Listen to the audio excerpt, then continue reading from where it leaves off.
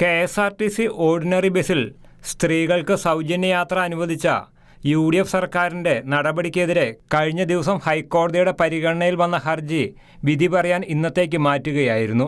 KSRTC ബസ്സിലെ സൗജന്യയാത്ര സർക്കാരിന് തുടരാമെന്ന് ഹൈക്കോടതി വ്യക്തമാക്കി.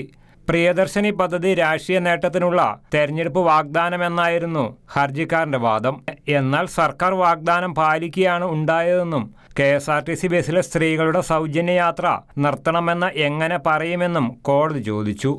ഇന്ത്യൻ ഭരണഘടന ഉറപ്പു നൽകുന്ന തുല്യതാവകാശമായ 14-15 അനുച്ഛേദനപ്രകാരമുള്ള ലംഘനമെന്നായിരുന്നു ഹർജിക്കാരൻ ആരോപിച്ചിരുന്നു. എന്നാൽ ഭരണഘടനാ വിരുദ്ധത തെളിയിക്കാനായില്ലെന്ന് ചൂണ്ടിക്കാട്ടിയാണ് ഹൈക്കോടതി ഹർജി തള്ളിക്കളഞ്ഞത്. ശാസ്ത്രീയ പഠനങ്ങളുടെയോ സാങ്കേതിക ആഘാതമോ വിലയിരുത്താതെയാണ് പദ്ധതി നടപ്പാക്കിയതെന്നും പൊതുജന അഭിപ്രായ രൂപീകരണം നടത്തിയിട്ടില്ലെന്നും ഹർജിക്കാരൻ ചൂണ്ടിക്കാട്ടിയിരുന്നു. രാഷ്ട്രീയ ലാഭത്തിനു വേണ്ടിയിട്ടുള്ള നടപടിയാണ് സർക്കാരിൻ്റെ ഭാഗത്തുനിന്നുണ്ടായതെന്നും ഹർജിക്കാരൻ പറയുന്നു.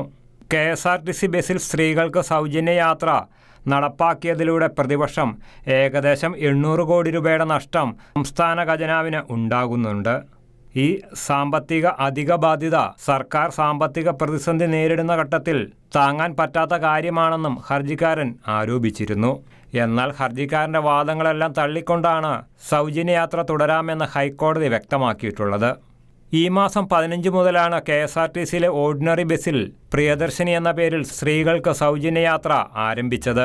സ്ത്രീകളുടെ ഭാഗത്തുനിന്ന് വലിയ പ്രതികരണമാണ് സർക്കാരിനുണ്ടായത്.